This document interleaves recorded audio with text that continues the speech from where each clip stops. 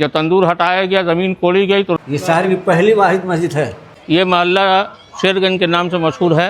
ये मकबरा जो अभी आए हैं हम लोग जिस मकबरे को देखने के लिए, ये हसन खां सूर का मकबरा है, जो शेर शाह के वालिद थे। और शेर शाह सूरी के बारे में तो पूरा हिंदुस्तान, क्या कि पूरी दुनिया जानती है कि वो हिंदुस्तान पर हुक्मरान रहे। 5 साल में क्या क्या चीज़ बना दिया। जीटी रोड, सराय, डाकखाना, ये सर्वे के पैमाइश वगैरह सब शेर शाह के ज़माने में से ही शुरू हुआ, जो आज तक कायम दायम है। इसका जितना पिलर है, इसमें सब पत्थर के पिलर हैं। इसमें कुछ लोहे का इस्तेमाल नहीं हुआ। टोटल छत भी जो है वो सब पत्थर की है। ये ग्रिल वगैरह तो अभी बाद में लगी है। अब पिलर भी लोग सही से गिन नहीं पाते हैं। ये सब पत्थर है। ईंट का काम कहीं पर नहीं हुआ है, ना ढलाई है। ये सब डिज़ाइन पत्थर में बना हुआ है। इसमें इमाम और मौज़िन भी जो है, जो तो सबकी तनख्वाह जो आवाम के चंदे से मिलती है। ये हसन खां सूर के ज़माने का ही मदरसा है। इस मदरसे का नाम है मदरसा हसनिया।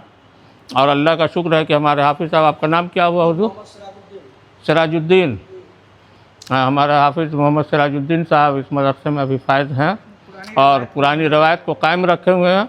अल्लाह उनको तरक्की दे, उम्र खिजरी अता फ़रमाए और उनके हर जायज़ मकसद को में कामयाबी और कामरानी अता फ़रमाए। इस मदरसे की भी दिन दूनी रात चौगनी तरक्की अता फ़रमाए। बाउंड्री किनारे में एक बुज़ुर्ग की मज़ार है, अब उनका नाम अभी याद नहीं है, उनके मज़ार पर नाम लिखा हुआ है। वो मज़ार इसी के अंदर हुआ करती थी। किसी को इल्म नहीं था कि यहाँ मज़ार है और मदरसा चल रहा था। मदरसे में मतबख था, तंदूर थी। तो एक दिन उन्होंने बशारत दी कि मुझे तंदूर से बाहर निकालो। जब तंदूर हटाया गया, ज़मीन कोड़ी गई, तो नाज मुबारक मुसल्लम, पता नहीं कितनी पुरानी मज़ार थी, यहाँ तक कि कफन तक मैला नहीं हुआ था हज़रत का। तब फिर उनको वहाँ से निकाल करके बाहर में मदफन किया गया। ये तो अब थोड़ा सा पहरेदार है, यहाँ चौकीदार लोग आ गए, नहीं तो अब कहाँ थे, यहाँ तो लवारिस था ही पड़ा हुआ।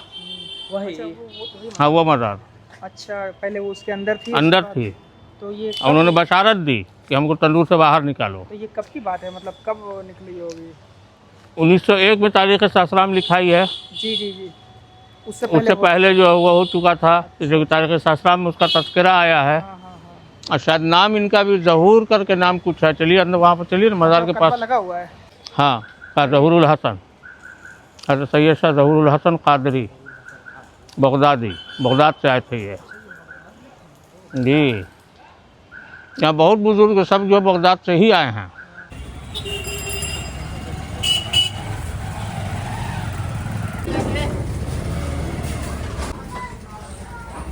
ये बुढ़न बाड़ी है, हज़रत शाह बुढ़न दीवान रहमतुल्लाह अलैह की इबादतगाह थी ये।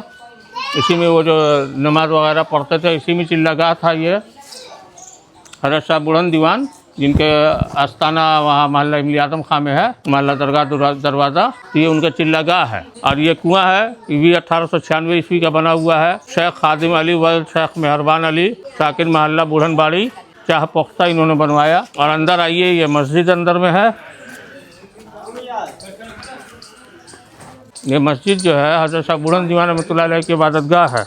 और ये मज़ार जो है, ये इनके मुतक़िद वो जो आपको किस्सा बताया था कि उनके पास एक जादूगर आया था, शेर पर सवार सांप का कोड़ा लिए हुए, और हज़रत जो सब बैठे दीवार पर मिसवाक कर रहे थे, और दीवार को जो मिसवाक मारा, कहा कि चल इस्तकबाल के लिए, तो दीवार चल पड़ी थी। तो फिर हज़रत के साथ रहे, तो उनकी भी मज़ार शरीफ यहीं पर है। अब इनका नाम तो अभी हमें मालूम नहीं है। मीर गोसाई। आइए अंदर आइए। तो इन लोगों ने नई तामीर किया है, ये बहुत बोसीदा हो गई थी। नमाज पढ़ लिया गया। इनसे मिलिए, ये गाज़ीपुर से ख़ास आए हुए शासनाम की तारीख़ी चीज़ों को देखने के लिए। ये इब्राहिम साहब हुए, ये हमारे भतीजा हुए, बड़े भाई साहब के हमारे साहबजादे हैं। जी जी। बड़े भाई साहब का नाम आप जान रहे होंगे, वक़ारुद्दीन अहमद, जो गया में रह रहे हैं। हाँ हाँ।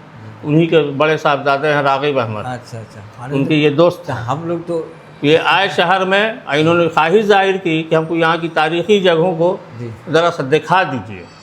तो हमने कहा कि चलिए, जो चीज़ हम जान रहे हैं वो चीज़ हम दिखा देंगे आपको। वाहिद मस्जिद है ये, शहर की पहली वाहिद मस्जिद है जहाँ पर आप खड़े हैं जी।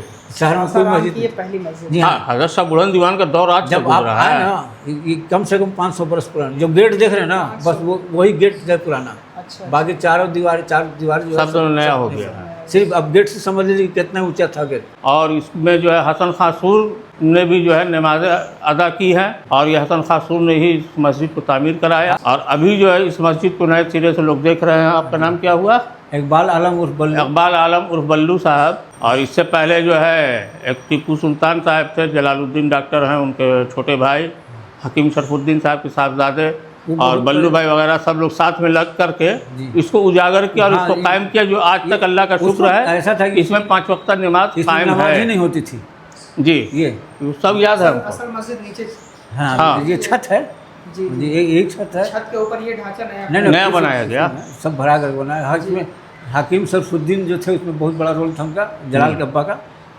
वो यहाँ हकीम बैठ कर- शरफुद्दीन साहब। हकीम शरफुद्दीन साहब मरहूम। हाँ, अभी जी जब सब डैमेज हो रहा है ना, कल अब मिस्त्री बुला करके आए हैं, मिस्त्री कल काम लगाएंगे।